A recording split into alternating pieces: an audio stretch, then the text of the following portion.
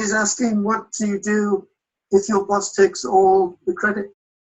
They are very likely to do that. And, it actually goes back to the first book that I wrote on this subject, 21 Dirty Tricks at Work. That was over 10 years ago we published that one.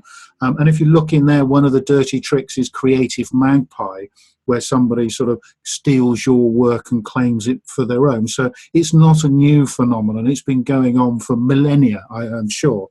But one of the key things, and again, there's a bit of a theme emerging here in this particular Q&A about sort of building wider relationships around the boss, because if your boss is somebody who will claim the benefit from all your good hard work, first thing to recognize is you are in a powerful position in that relationship, because without your effort, without your good work, what would they have? And what I notice about many people in this scenario is they underplay the power that they actually have in making the boss look good. One of the standard pieces of advice for people in helping to get on well with the boss that you see, it's all over the net, is make your boss look good. And I know it feels bad that you do an awful lot of work and then you don't get the credit for it, but it potentially is helping you to build that relationship. But don't do it for free. So yes, they're going to take it away. Yes, they're going to claim it for their own, but you and they both know what's really going on. So there could be an opportunity for you to say, look, I'm going to do all of this for you, but here's what I'd like in return. Can you help me with this or whatever? It may not work because they're in a more powerful position, but straight away you're signaling you know what's going on. You're not necessarily blaming them or criticizing them, but you're saying, look, boss, here's a great big load of work. I think it could help you to look, sort of really good on the political sort of competitive rivalry sort of stakes, which is showing a little bit of savvy and a little bit of extra awareness that they'll notice that. But also they're thinking, well, actually, yeah, you're right. Yeah, look good.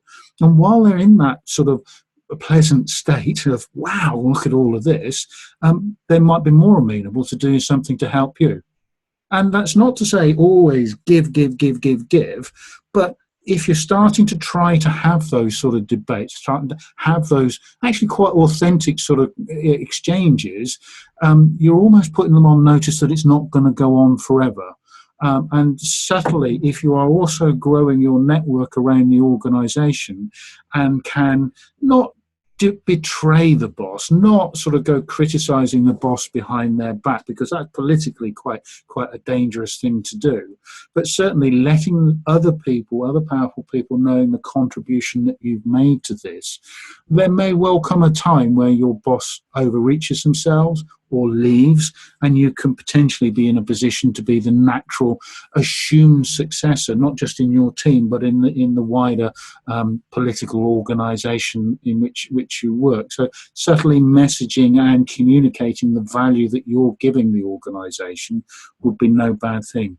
But the really good news is that what you are doing is valuable. And the boss thinks it's so valuable they want to claim it as their own. So perhaps you can sort of take some good feeling from that as well. But don't necessarily do it for free. But again, we can cover some of that because part of the structure of the new course is specific situations that you're facing, and we'll chew over how you might sort of break out of some of those. But certainly, that's something that that would be my immediate response, David, to that particular one. Okay, I hope you found that useful. And if you do have any questions, please don't hesitate to get in touch.